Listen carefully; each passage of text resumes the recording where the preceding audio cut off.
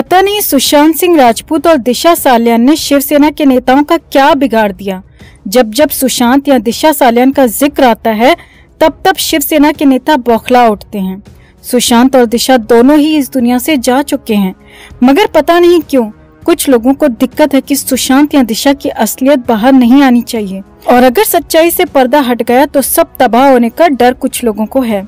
अब काफी दिनों बाद ठाकरे की शिवसेना के नेता संजय राउत ने भी सुशांत सिंह राजपूत और दिशा सालियान को लेकर बहुत कुछ बोला है। सुशांत के नाम पर राउत ने शिंदे सरकार और देवेंद्र फडणवीस पर जुबानी बम भी फोड़ दिए हैं और आदित्य ठाकरे को तो बिल्कुल पाक साफ करार दिया है।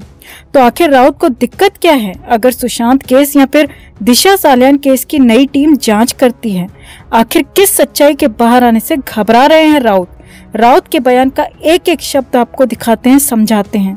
आप भी वीडियो को ज्यादा से ज्यादा लाइक और शेयर कर अपना प्यार और सपोर्ट दिखाएं। चैनल के साथ जुड़कर चैनल को सब्सक्राइब कर एक बार फिर सुशांत के इंसाफ की इस मुहिम में हमारे साथ जुड़े, इस मुहिम को ताकत दें। कमेंट में सुशांत के इंसाफ को लेकर जस्टिस फॉर SSR जरूर लिखें। तो ये तो सभी जानते हैं दोस्तों कि महाराष्ट्र विधानसभा के जरिए सीएम एकनाथ शिंदे और डिप्टी सीएम देवेंद्र फडणवीस ने दिशा सालियान और सुशांत के लिए नई SIT का ऐलान किया है।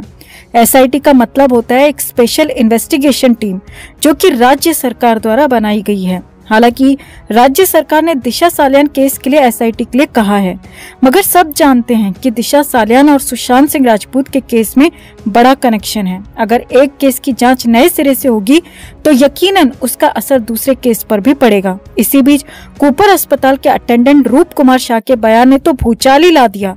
रूप कुमार शाह ने अपने बयान में साफ साफ कह दिया कि सुशांत का केस सिंपल सुसाइड केस बिल्कुल भी नहीं था, इसमें बहुत सारे लूपहोल्स थे। अब जहां एक तरफ सुशांत के लाखों फैंस दिशा के परिवार वाले सुशांत के परिवार वाले केस में हो रही प्रोग्रेस को देखकर खुश हैं, वहीं ठाकरे गुट की शिवसेना बुरी तरह परेशान हो रही है। इसी सिलसिले में मीडिया से बात करते हुए संजय राउत तो बुरी तरह भड़क गए और ये तक कह दिया कि आखिर SIT की जरूरत क्या है। राउत ने मीडिया से बात करते हुए कहा कि दिशा सालियान के केस क्लोज हो चुका है, सुशांत केस की जांच CBI कर रही है, तो ऐसे में नई SIT की जरूरत क्या है? आखिर क्यों राज्य सरकार पुलिस और प्रशासन को बेवजह की चीजों में बांधना चाहती है? इतना ही नहीं, राउत ने तो चश्मदीद गवाह रूप कुमार शाह को लेकर भी कहा कि आखिर ये अब तक कहाँ थे, 2.5 साल से क्यों कुछ नहीं बोले और अचानक कहाँ से प्रकट हो गए? राउत ने कहा, मुझे तो शक है कि ये रूप कुमार शाह सिर्फ मोहरे हैं जिन्हें पैसों के जरिए भुलवाया जा रहा है, वरना अब तक ये सामने क्यों नहीं आए? अब अचानक सामने आकर बड़ी बड़ी बातें कर रहे हैं। क्या इनके पास कोई सबूत है अपनी बात को सिद्ध करने के लिए?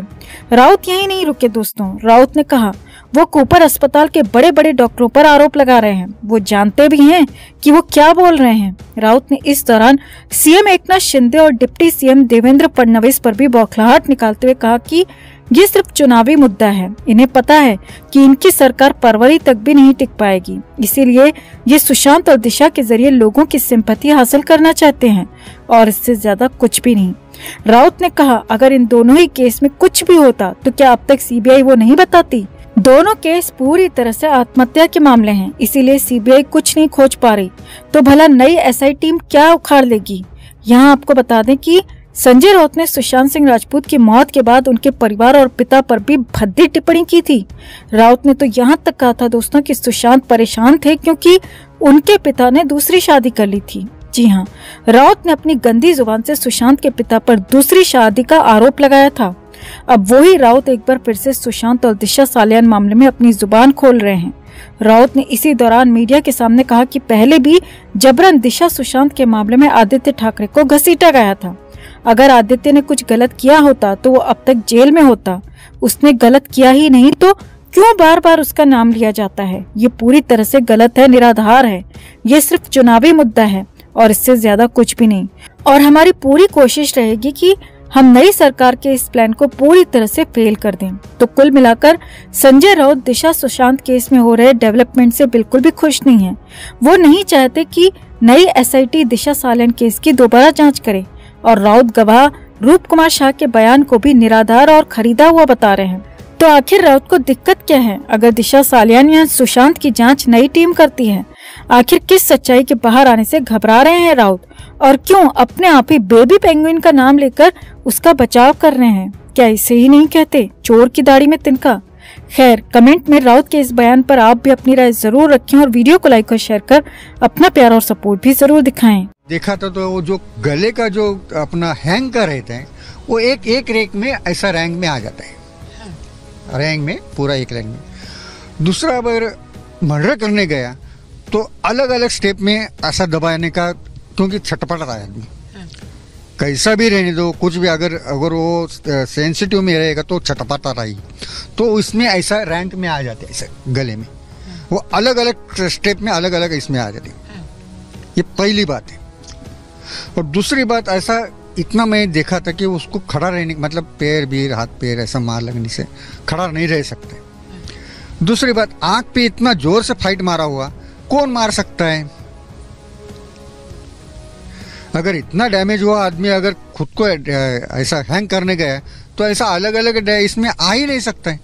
तो रूप कुमार शाह मुंबई के कूपर अस्पताल के कर्मचारी हैं और उसी मोर्चरी के कर्मचारी हैं जहां सुशांत सिंह राजपूत को आखिरी बार लेकर जाया गया था और उनका पीएम किया गया था, और वो भी रातों रात पीएम किया गया।